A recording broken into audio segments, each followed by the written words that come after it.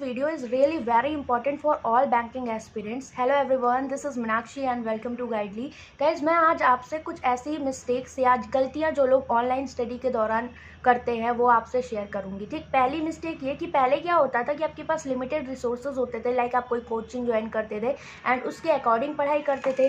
अब क्या है आपका कि आपके पास ऑनलाइन स्टडी है तो बहुत सारे प्लेटफॉर्म है, बहुत सारी चॉइसेस है, इवन PDF भी बहुत सारी हैं।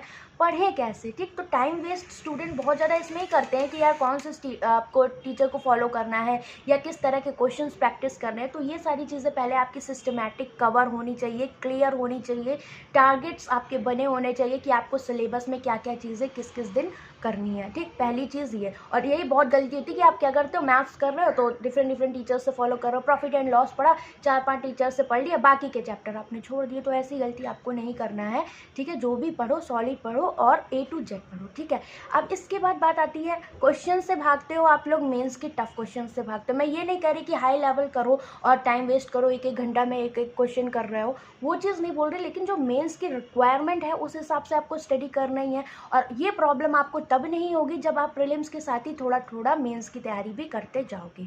सेकेंड मिस्टेक क्या करते हैं स्टूडेंट्स की, आप GA नहीं पढ़ते हो। GA में क्या करते हो आपकी जब प्रीलिम्स का रिजल्ट आ जाएगा ना, आप पूरा जितनी भी एनर्जी है GA में लगाते हो। तो गाइज अगर आप पूरे दिन GA पढ़ रहे हो, आपका माइंड थक जाता है, फिर आप मेंस में बाकी सब्जेक्ट्स को कैसे टाइम दोगे? इसलिए थोड़ा थोड़ा GA पढ़ते रहिए। अब जैसे SBI क्लर्क के लिए आप अगर स्टडी कर रहे हो तो आप फरवरी मार्च से GA करना स्टार्ट कर दे, क्योंकि SBI आपका पूछेगा 6 महीना, कभी कभी उससे ज़्यादा भी आ जाता है लास्ट ईयर का अगर हम पेपर की बात करें। ठीक, और अच्छे से आपको स्टडी करना है। ये नहीं कि आप टॉप 50 कर लिए, टॉप 500 कर लिए, तो उनसे नहीं होता। थोड़ा सा कुछ जो इंपॉर्टेंट क्वेश्चंस होते हैं उन्हें हमें डीप में करने की ज़रूरत पड़ती है। ओके, इसके बाद बात आती है इंग्लिश की। तो इंग्लिश में क्या होता है गाइज, रूल्स आप पढ़ते हो। ठीक है, ये नहीं कि आप पूरा जो टाइम है आप रूल्स पढ़ने में ही यहाँ पर बर्बाद कर रहे हो। आपकी रीडिंग भी बहुत इंपॉर्टेंट होती है, आपकी अंडरस्टैंडिंग पैसेज की, क्योंकि मेंस में आपको पैराज बहुत ज़्यादा मिलते हैं, चाहे वो आपके एनालिटिकल क्वेश्चंस हो गए या RCs हो गए या पैराजंबल हो गए। तो जब तक आप समझोगे नहीं उन चीज़ों को, आपको मीनिंग नहीं समझ में आएगी, आप उसको नहीं कर पाओगे। तो कोशिश करिए कि आप सेक्शनल टेस्ट दो, क्विजेस दो, मेंस लेवल की RC सॉल्व करना सीखिए ताकि आपको मेंस में प्रॉब्लम ना हो। मैच द फॉलोइंग्स भी आते हैं आपके, इस तरह के क्वेश्चंस की प्रैक्टिस करिए जो भी न्यू पैटर्न बनते हैं। अब सेकेंड थिंग, मतलब 2-3 तो मैंने आपको बता ही दी। इसके बाद जो सबसे बड़ी मिस्टेक आती है, क्या आप लोग यूट्यूब पर ये वाली वीडियोस बहुत देखते हो, how to score 35 out of 35 पहली बार में कैसे सिलेक्शन ले। तो गाइस देखो, अच्छी बात है देखना किसी भी टॉपर की स्ट्रेटेजी, क्योंकि उससे पता होता है उसने कैसे क्रैक किया।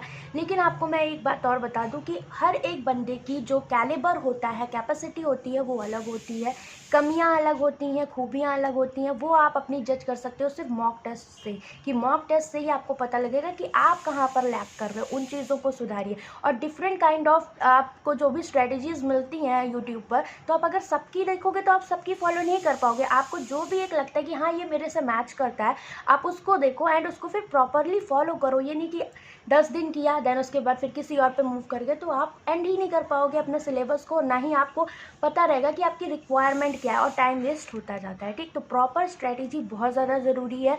एक अच्छे से बनाइए, आपका पूरा लिखा होना चाहिए कि कैसे हमें यहाँ पर प्रीलिम्स के लिए पढ़ना है, कैसे मेंस में क्या क्या चीज़ें करनी है, डेली टारगेट सेट होने चाहिए।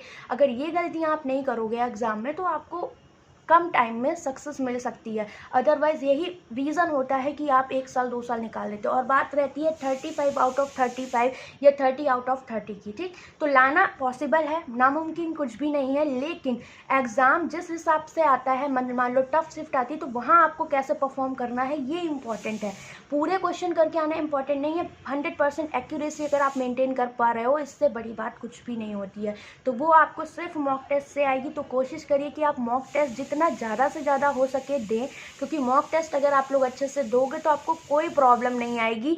लाइक कि किस हिसाब के क्वेश्चंस आपको लीव करने हैं, कैसे क्वेश्चंस अटैम्प्ट करने हैं, पेपर टफ आए तो कैसे करना है, ईजी आए तो कैसे करना है, और एक्यूरेसी परसेंटाइल सब वहीं से आपका सुधरेगा। ठीक है, तो इन चीज़ों को खास ध्यान रखना है।